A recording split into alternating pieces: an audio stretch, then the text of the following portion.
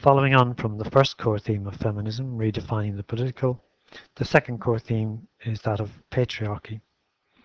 Patriarchy literally means rule by the father, or more broadly the male, and is used to describe the dominance of men and the subordination of women in society at large, although the different strands place very different emphasis on its importance.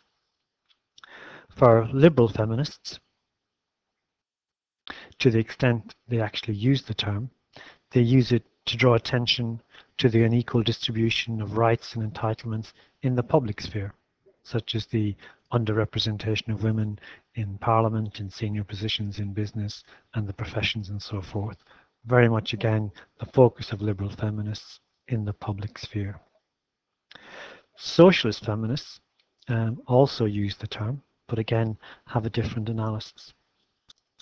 For socialist feminists, patriarchy can only be understood in the light of social and economic factors. Patriarchy, for socialist feminists, operates in tandem with capitalism. Gender subordination and class inequality are interlinked systems of oppression.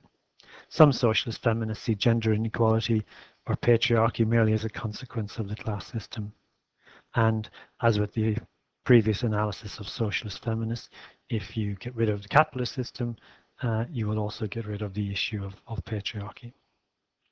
Again, as with the previous core theme, the most radical take on patriarchy is that of radical feminists.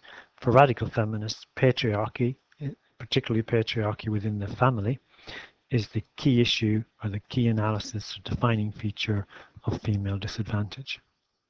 In contrast to liberal and socialist feminists, radical feminists believe that the dominance of the father within the family symbolizes male supremacy in all other institutions.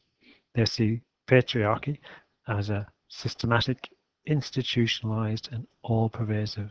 It's a form of oppression that is rooted in the family and then reproduced in all walks of life.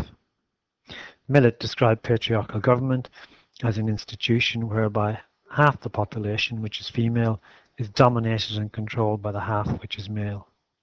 Millett also suggested an additional aspect to male dominating female, that elder male shall dominate younger male. As such, a patriarchal society is characterized by both sexual and generational repression. So in summary, all feminists accept the term patriarchy, but they place different emphasis on its importance. For liberal feminists, it represents the underrepresentation of women or the overrepresentation of men in the public sphere. For socialist feminists, it is merely a supporting mechanism for capitalism, where patriarchy and female exploitation and capitalism are interlinked systems of oppression. But for radical feminists, it's at the core of female oppression. It's a feature that is systematic, institutional, and pervasive. And if female subordination is to be removed or addressed, so must the issue of the patriarchal family.